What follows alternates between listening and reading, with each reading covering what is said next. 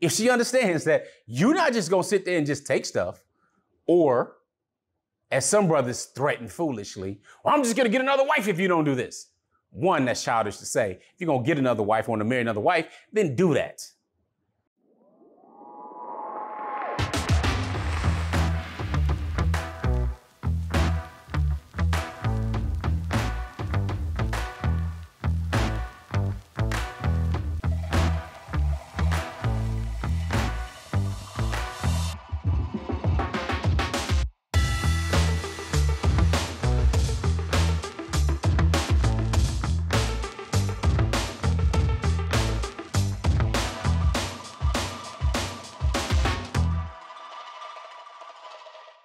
Assalamu alaikum, peace. I'm Coach Nazir.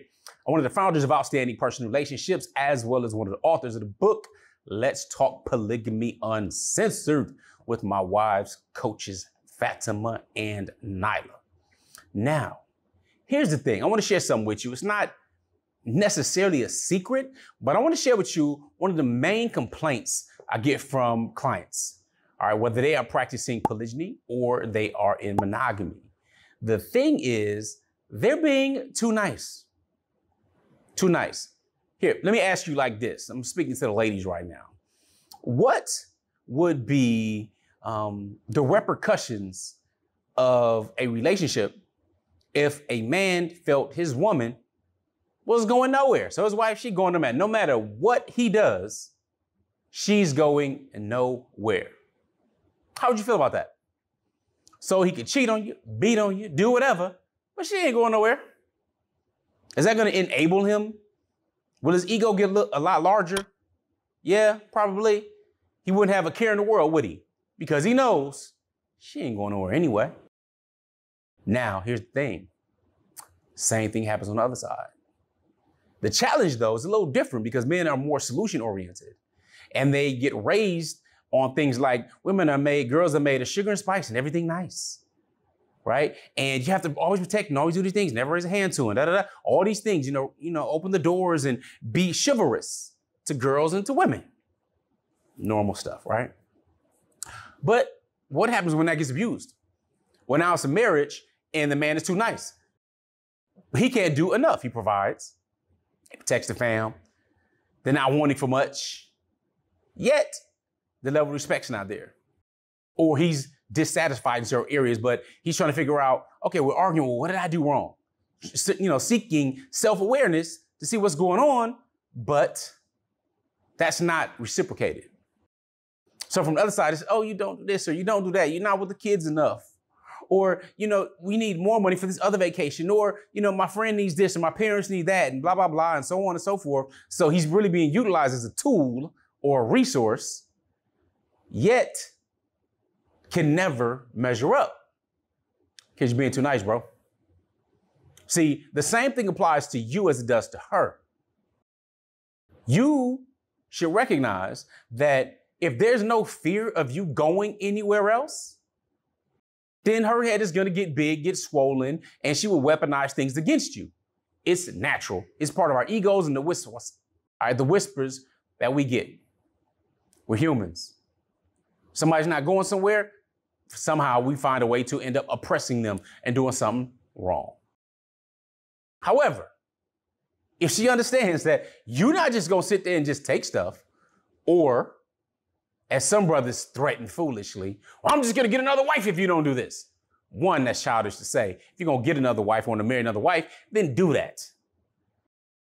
All right. Now, I know some wives see it as competition. They see that as, oh, well, I don't want somebody to do this, or I might feel inadequate. If I'm not doing this, then he'll do and go grab another wife. He wants to get another wife anyway, sis.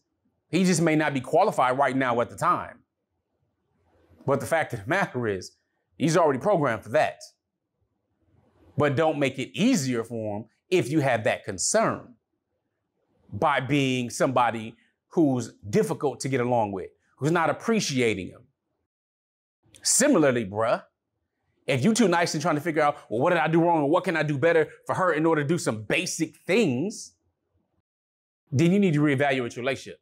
Many people are too nice. I know a brother who's married well over 20 years. He married a sister, wasn't necessarily attracted to her like that, but he figured, you know, I'm gonna marry her because of the deen and spirituality and background. They had 3 children together, had a horrible marriage for about decade of those years, probably even more. I would posit to say more. I remember when they initially had gotten married and she was kind of taking over and he was learning some things. He considered himself like a male feminist, if you will, until he really learned relatively recently over the last few years that he was living in his full femininity during most of his marriage versus in his masculinity. And a woman does not want to be married in general to somebody she could walk over, somebody she could push over, somebody she actually is leading. Whereas her normal role in her full femininity is in the supportive role and in the looking to demand for leadership and direction, security, allowing and comforting him, nurturing him, providing that peace. So yeah, things can be all the way backwards when you're too nice. Because when you're too nice, you're too accommodating, then you're no longer leading and concerned about the strong vision for the family forward. And I'm not, again, just talking about with polygyny expanding your family. Know another brother, too nice. What happened? Oh, she cheated. They ended up getting divorced, took the kids, left them destitute and heartbroken. I am Coach Nazir. And I'm Coach Fatimah, his wife. And I am Coach Nyla. I am also his wife. We are the founders of Outstanding Personal Relationships, as well as the authors of the book, Let's Talk Polygamy Uncensored. And I'm sure you're asking yourself, how can you get your hands on a copy of it right now? The great part is we're about to share that with you. But first, let me tell you about why you need to at least get your hands on one or maybe more copies, depending on where you are in your polygynous journey. Some of the things that we discuss in our book are issues about trust, insecurities, jealousy among wives, and maybe even, possibly even, creating lasting friendships.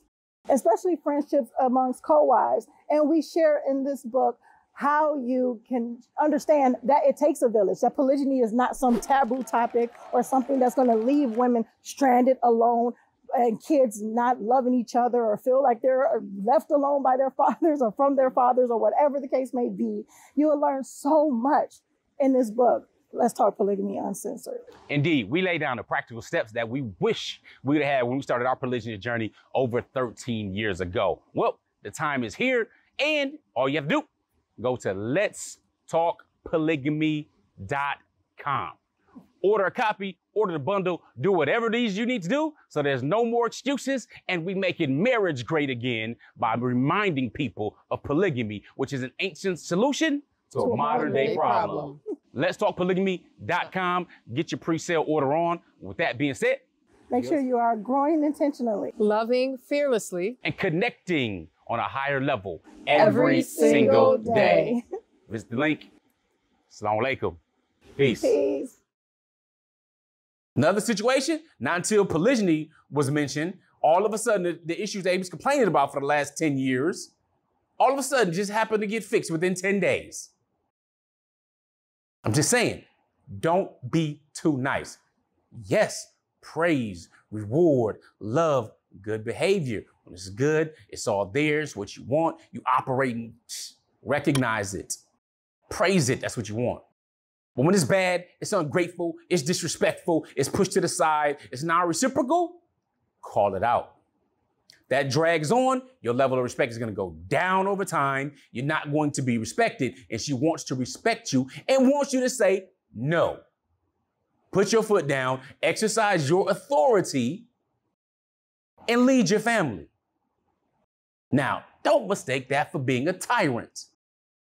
Don't go from one extreme of being soft to a whole nother extreme, trying to be thinking that you hard. You Denzel on Training Day now. King Kong. Yeah, finish the sentence. So, we have to remember something, especially as Muslims. Sometimes we look at the Prophet ﷺ and the sunnah as though he was just very soft and complacent and mild-mannered this entire time. But we forget certain aspects of his life, especially when he was challenged by and had issues, marital issues with his wives. I mean, many don't know the whole situation when he went and basically left all of them for almost an entire month. More different ayat were revealed regarding that. Or what about the situation where Aisha radiallahu anha thought she was better than Khadija radiallahu anha and tried to put herself there. But she saw something in the Prophet ﷺ who checked her and reminded her of all these beautiful, wonderful characteristics and blessings that he received from Allah Ta'ala through Khadija radiallahu anha. That did not come from any of his other wives. That was the last time she had anything to say negatively about our mother Khadija radiallahu anha. These things matter. She saw the Prophet ﷺ upset, turning red, and he snapped off. So let's not forget, we're humans. We can err one way or another. We're going to err. But the best of us who do, the best of us who turn to Allah Ta'ala in repentance, those of us who work to have better relationships, those of us who work to be balanced. So if you're too nice and always accommodating and always solving things, you may need to fall back if that's not reciprocated. If it's reciprocated, great. But if it's not, just know you may be extreme on the bad side, even though you think you're doing good. It's more harmful than helpful. I remember that because in maybe third or fourth grade, somebody had gotten a chrysalis. Now, some people say cocoons, right? Butterflies don't come from a cocoon. Moths come from cocoons. But a chrysalis or chrysalis, I've heard it pronounced two different ways, is the process that a butterfly goes into. Again, looks like what some people call a cocoon, but it's not. It's chrysalis or chrysalis, however you pronounce it. Maybe you can help me with that in the comments. But I remember that one of the kids told our teacher that he wants to help it because he saw it was moving. It was like a little hole. So now this butterfly was attempting to come out. So one of the kids is like, I can just help it because it was inside a jar and it was in our school classroom. We're looking at it and we're waiting for it to come out, or hatch as we called it, right? And as it was coming out and it was just kind of, you could see part of the wing and all that kind of stuff is that it's coming through its chrysalis, right? And the teacher let us know, he said, you can't help it out. Because if you help it come out, then it's not going to be able to build up the strength that it needs in its wings and get every part of its wings activated and won't be able to fly. It'll die. And I was like, whoa, you telling me if we help this thing out, we think we're doing something good. We have this intention to what we think is to do something good is actually harmful and will hurt it and will lead to its death. Unfortunately, many marriages are being helped to their death by somebody being overly kind in the situation, assuming that the other person isn't going anywhere. And the reality is we all are. Every last relationship we have will end in tragedy by death. But if it's meant to be, then we'll be reunited after death, inshallah ta'ala, in Jannah. So the moral of today's story, don't be too nice. That lead to the death of your marriage. Be balanced. Be in the middle. Be intentional. Be outstanding. With that being said, make sure you put in the comments, butterfly. Yep, butterfly, image of a butterfly, icon of a butterfly, or chrysalis, whatever. Let me know how to pronounce it properly. That lets us know that you watched the entire video, supporting what we're doing, and we, of course, appreciate that. So if you want to increase your education, make sure you grab the book. Let's Talk Polygamy.com is where you can get it at. I'm Coach Nazir, and I help people get their shift together. With that being said, Assalamu alaikum.